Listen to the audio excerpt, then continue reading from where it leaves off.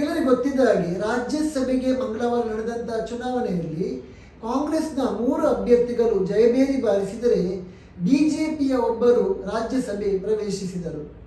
ಅಂದರೆ ಮೈತ್ರಿ ಅಭ್ಯರ್ಥಿಗೆ ಸೋಲಾಗಿದೆ. ಗೆಲುವಿನ ಬಳಿಕ ಕಾಂಗ್ರೆಸ್ ಅಭ್ಯರ್ಥಿ ನಾಸಿರ್ ಹುಸೇನ್ ಬೆಂಬಲಿಗರು ಸಂಭ್ರಮಾಚರಣೆ ವೇಳೆ ಪಾಕಿಸ್ತಾನ್ ಜಿಂದಾಬಾದ್ ಘೋಷಣೆ ಕೂಗಿದ್ದಾರೆ ಎಂದು ಟಿವಿ ಚಾನೆಲ್ಗಳು ವರದಿ ಮಾಡಿದ್ದವು. ಆದರೆ ವಿಡಿಯೋ ಕೂಲಂಕುಷವಾಗಿ ಪರಿಶೀಲಿಸಿದಾಗ ಸ್ಪಷ್ಟವಾಗಿ ನಾಸಿರ್ ಸಾಬ್ ಜಿಂದಾಬಾದ್ ಎಂದು ಹೇಳುತ್ತಿರುವುದು ಕೇಳಿಸುತ್ತಿದೆ. ಕನ್ನಡದ ಸುದ್ದಿ ಮಾಧ್ಯಮಗಳಾದ TV9, ಸುವರ್ಣ ನ್ಯೂಸ್, ಪಬ್ಲಿಕ್ ಟಿವಿ, ವಿಸ್ತಾರ ನ್ಯೂಸ್, ನ್ಯೂಸ್ ಫಸ್ಟ್ ಹಾಗೂ ರಿಪಬ್ಲಿಕ್ ಕನ್ನಡ ಸೇರಿದಂತೆ ಬಹುತೇಕ ಮಾಧ್ಯಮಗಳು ಪಾಕಿಸ್ತಾನ್ ಜಿಂದಾಬಾದ್ ಘೋಷಣೆ ಕೂಗಿದ್ದಾರೆ ಎಂದು ಸುಳ್ಳು ಸುದ್ದಿ ಹರಡಿದೆ. ನಾಸಿರ್ ಹುಸೇನ್ ಅವರ ಪಕ್ಕದಲ್ಲೇ ಇದ್ದ ವ್ಯಕ್ತಿ ಪಾಕಿಸ್ತಾನ್ ಜಿಂದಾಬಾದ್ ಎಂದು ಘೋಷಣೆ ಕೂಗಿದ್ದಾರೆ. ಪಕ್ಕದಲ್ಲಿದ್ದ ಕೆಲ ಕಾರ್ಯಕರ್ತರು ಆತನ ಬಾಯಿ ಮುಚ್ಚಿಸಿರುವ ವಿಡಿಯೋ ವೈರಲ್ ಆಗಿದೆ ಎಂದು ಟಿವಿ ಚಾನೆಲ್ಗಳು ಸುಳ್ಳು ಸುದ್ದಿ ಹರಡಿವೆ. ಜೊತೆಗೆ ಬಿಜೆಪಿ ನಾಯಕರಿಂದ ಪ್ರತಿಕ್ರಿಯೆಯನ್ನು ಕೇಳಿವೆ. ಬಿಜೆಪಿ ನಾಯಕರು ಇದರ ಬಗ್ಗೆ ಪ್ರತಿಕ್ರಿಯೆಯನ್ನು ಸಹ ನೀಡಿದ್ದಾರೆ.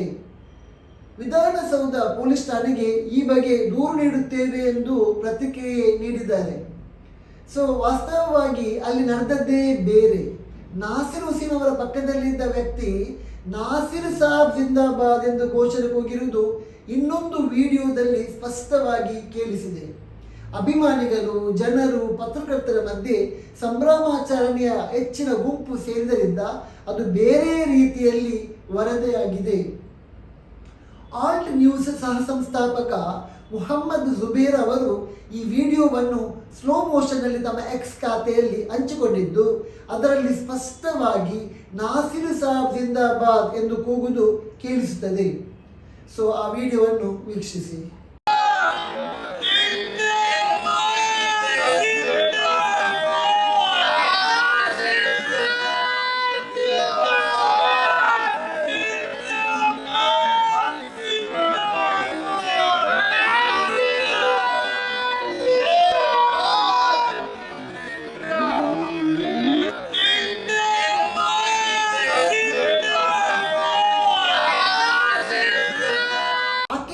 ಜಿಂದಾಬಾದ್ ಎಂದು ಕೂಗುತ್ತಿದ್ದಾರೆ ಎಂದು ಸುಳ್ಳು ಸುದ್ದಿ ಬಿತ್ತರಿಸಿ ಸಮಾಜದ ಸಾಮರಸ್ಯವನ್ನು ಕದಡುವಂತ ಕೆಲಸ ಮಾಡುತ್ತಿದ್ದಾರೆ.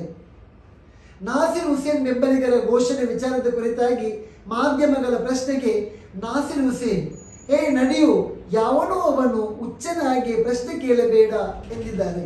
ಈ ಕುರಿತು ಪ್ರಗತಿಪರ ಚಿಂತಕರಾದ ಡಾಕ್ಟರ್ ವಾಸು ಅವರು ತಮ್ಮ ಫೇಸ್ಬುಕ್ನಲ್ಲಿ ಬರೆದುಕೊಂಡಿದ್ದು, ಈ ಮಾಧ್ಯಮಗಳನ್ನು ಯಾವ ಕಸದ ತೊಟ್ಟಿಗೂ ಹಾಕಬಾರದು, ಕಸಕ್ಕೂ ಅಪಾಯ. ನಾಸಿರ್ ಸಾಬ್ ಜಿಂದಾಬಾದ್ ಅಂತ ಕೂಗ್ತಾ ಇರುವುದು ಗೊತ್ತಿದ್ದರೂ ಅವರ ಮನಸ್ಸಿನಲ್ಲಿ ಯಾವಾಗಲೂ ಪಾಕಿಸ್ತಾನವೇ ಇರುವುದರಿಂದ ಅದೇ ಕೇಳುತ್ತೆ ಎಂದು ಕಿಡಿಕಾರಿದ್ದಾರೆ. ಮುಂದುವರೆದು ಬಿಜೆಪಿ ಜೆಡಿಎಸ್ ಸೋಲನ್ನು ಅರಗಿಸಿಕೊಳ್ಳಲಾಗದೆ ಈ ಮಟ್ಟಕ್ಕೆ ಇಳಿಯಬಾರದು. ಇನ್ನು ಇಡೀ ಬಿಜೆಪಿ ಐಟಿ ಸೆಲ್ಗೆ 3 ದಿನ ಇದೇ ಕೆಲಸ. ಅದರ ರಾಷ್ಟ್ರೀಯ ಮುಖ್ಯಸ್ಥ ಮಾಲವೀಯ ಅಂತೂ ಅತ್ಯಂತ ನೀಚ ಮನಸ್ಥಿತಿಯವ. ಅಭಿವೃದ್ಧಿಯ ಹೆಸರಿನಲ್ಲಿ ಗೆದ್ದು ಬರುವ ಧೈರ್ಯ ಇರುವ ಯಾರಾದರೂ ಇಂಥ ನೀಚ ಮಟ್ಟಕ್ಕೆ ಇಳಿಯುತ್ತಾರೆಯೇ ಎಂದು ಪ್ರಶ್ನಿಸಿದ್ದಾರೆ. ಇದಕ್ಕೆ ಸಂಬಂಧಪಟ್ಟಾಗಿ ಒಂದೆರಡು ವಿಷಯ ನಾವು ಹೇಳಲಿಕ್ಕೆ ಇಷ್ಟಪಡ್ತಾ ಇದ್ದೇವೆ. ಅದೇನಂತ ಹೇಳಿದರೆ, ಸಾಮಾನ್ಯವಾಗಿ ಬಿಜೆಪಿ ಪಕ್ಷದವರಿಗೆ ಯಾವುದೇ ರೀತಿಯಾದಂಥ ಅಭಿವೃದ್ಧಿಯ ಬಗ್ಗೆ ಅವರಿಗೆ ಮಾತಾಡಲಿಕ್ಕೆ ಯಾವುದೇ ವಿಷಯ ಇಲ್ಲದಂತಹ ಸಂದರ್ಭದಲ್ಲಿ ಈ ರೀತಿಯಾಗಿ ಮುಸ್ಲಿಮರ ಮೇಲೆ ಈ ರೀತಿಯಾಗಿ ಗೂಬೆ ಕಟ್ಟಿಕೊಂಡು ಯಾವಾಗಲೂ ಈ ರೀತಿಯಾದಂಥ ಇಶ್ಯೂಸನ್ನು ಅವರು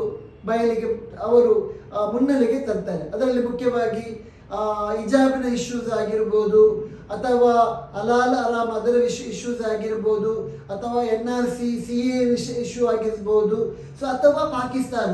ಇವರಿಗೆ ಈ ಒಂದು ಇಶ್ಯೂ ಇಲ್ಲದೆ ಯಾವುದೇ ರೀತಿಯಲ್ಲಿ ಇವರಿಗೆ ಎಲೆಕ್ಷನಲ್ಲಿ ಇವರಿಗೆ ಅಭಿವೃದ್ಧಿ ಹೇಳಲಿಕ್ಕೆ ಯಾವುದೇ ರೀತಿಯಾದಂಥ ಇಶ್ಯೂಸ್ ಇರುವುದಿಲ್ಲ, ಅಥವಾ ಯಾವುದೇ ರೀತಿಯಾದಂಥ ಅಭಿವೃದ್ಧಿಯನ್ನು ತೋರಿಸುವಂಥ ಯಾವುದೇ ಕಾರ್ಯ ಇವರಲ್ಲಿ ಇರುವುದಿಲ್ಲ. ಅದಕ್ಕಾಗಿ ಇಂಥ ಒಂದು ನೀಚ ಮಟ್ಟದ ಕಾರ್ಯಕ್ಕೆ ಇವರು ಇಳಿತಾರೆ. ಇದನ್ನು ನಾವು ಖಂಡನೆ ಮಾಡಬೇಕಾಗಿದೆ. ಯಾವುದೇ ಕಾರಣಕ್ಕೂ ಯಾವುದೇ ಮುಸಲ್ಮಾನರು ಅವರು ಪಾಕಿಸ್ತಾನಕ್ಕೆ ಜಿಂದಾಬಾದ್ ಅಂತ ಹೇಳುವಂಥ ಪ್ರಶ್ನೆ ಬರುವುದಿಲ್ಲ. ಸೊ ಪ್ರತಿಯೊಬ್ಬರು ಮುಸಲ್ಮಾನರು ರಾಷ್ಟ್ರಕ್ಕೆ ನಿಷ್ಠೆಯುಳ್ಳವರಾಗಿದ್ದಾರೆ.